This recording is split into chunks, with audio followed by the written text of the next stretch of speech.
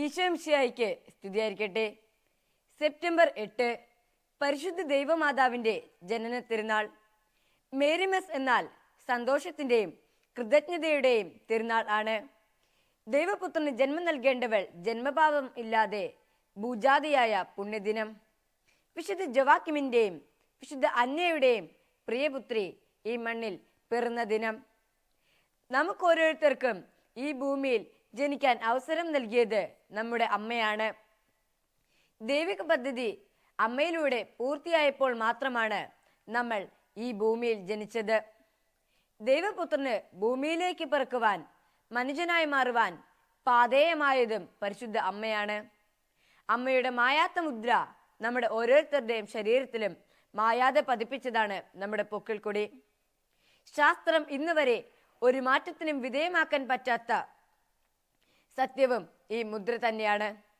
ഇത്രയേറെ അമ്മയുമായി നമ്മെ ചേർത്ത് നിർത്തുമ്പോൾ പരിശുദ്ധ അമ്മയുടെ ജനന തിരുനാളിന്റെ ഓർമ്മകളിലേക്ക്, 8 നോമ്പിന്റെ ചൈതന്യത്തിലേക്ക് നമ്മെ ചേർത്ത് നിർത്തുന്ന വസ്തുതകളിലേക്ക് നമുക്കൊന്ന് എത്തി നോക്കാം. നമുക്കറിയാം, എത്ര പരിഭവിച്ചാലും ഈ ലോകത്ത് നമ്മെ മാറ്റി നിർത്താത്ത വ്യക്തി അമ്മയാണ്. അതുപോലെയാണ് എന്നും പരിശുദ്ധ അമ്മയുടെ സൗധത്തിലേക്ക് നമ്മെ മാടി വിളിക്കുന്നത്. അമ്മ വഴി നമുക്ക് ലഭിക്കുന്ന കൃപകളാണ്. ചരിത്രത്തിന്റെ ഏടുകളിലേക്ക് കടന്നു പോകുമ്പോൾ നമുക്ക് കാണാം, 7-ാം നൂറ്റാണ്ടിൽ സദേൺ ഇറാഖിലെ ബസ്ര എന്ന സ്ഥലത്തിനടുത്ത് ഹീര എന്നൊരു നഗരം ഉണ്ടായിരുന്നു. കത്തോലിക്ക വിശ്വാസ സമൂഹം തിങ്ങിപ്പാർത്തിരുന്ന സ്ഥലം ആയിരുന്നു അത്. എന്നാൽ ബാഗ്ദാദിലെ കാലിഫ് എന്ന രാജാവ് ഈ നഗരം പിടിച്ചെടുത്തു. അയാൾ വളരെ ക്രൂരനും ക്രിസ്ത്യാനികളായ സ്ത്രീകളുടെ ചാരിത്ര ശുദ്ധിക്ക് യാതൊരു വിലയും നൽകാതെ ദ്രോഹിക്കുന്നവനും ആയിരുന്നു. അങ്ങനെ അമ്മമാർ ഒന്നിച്ച് അവിടെ പരിശുദ്ധ അമ്മയുടെ നാമത്തിൽ ഉണ്ടായിരുന്ന ദേവാലയത്തിൽ ചെന്ന് മാധ്യസ്ഥം യാചിച്ച് പ്രാർത്ഥിച്ചു. വൈദികന്റെ നേതൃത്വത്തിൽ 3 ദിവസം കഠിന നോമ്പ് എടുത്ത് പ്രാർത്ഥിച്ചതിന് ഫലമായി 3-ാം ദിനം ദിവ്യബലിയിൽ പരിശുദ്ധ അമ്മയിലൂടെ വൈദികൻ കാലിഫ് മരണമടഞ്ഞതായി വെളിപാട് ലഭിക്കുകയും അമ്മമാരും പെൺകുട്ടികളും സുരക്ഷിതരായി തീരുകയും ചെയ്തു. ഇതിന് പ്രതിനന്ദിയായി അവർ 3 ദിനത്തിന് പകരം 8 ദിവസം നോമ്പ് എടുക്കാൻ തീരുമാനിച്ചു.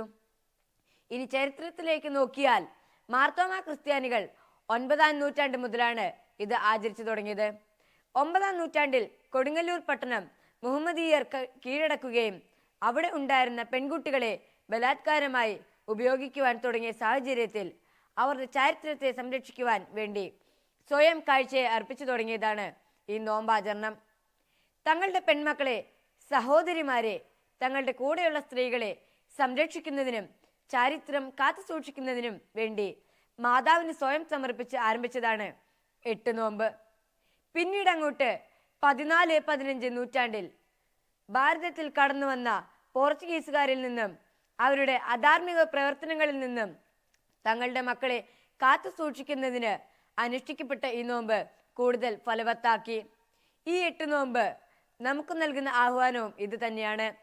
നമുക്ക് ഓരോരുത്തർക്കും ശുദ്ധത എന്ന പുണ്യത്തിൽ ആഴപ്പെടുവാനും ഇന്നിന്റെ നൈമിഷികതയിൽ വീണു പോകാതിരിക്കാനും ഉള്ള കൃപ തരണമേ എന്ന് പ്രാർത്ഥിക്കാം.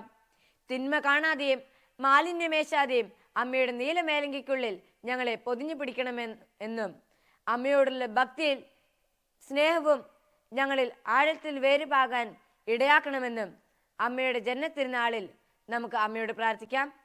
നന്ദി. Ave Maria.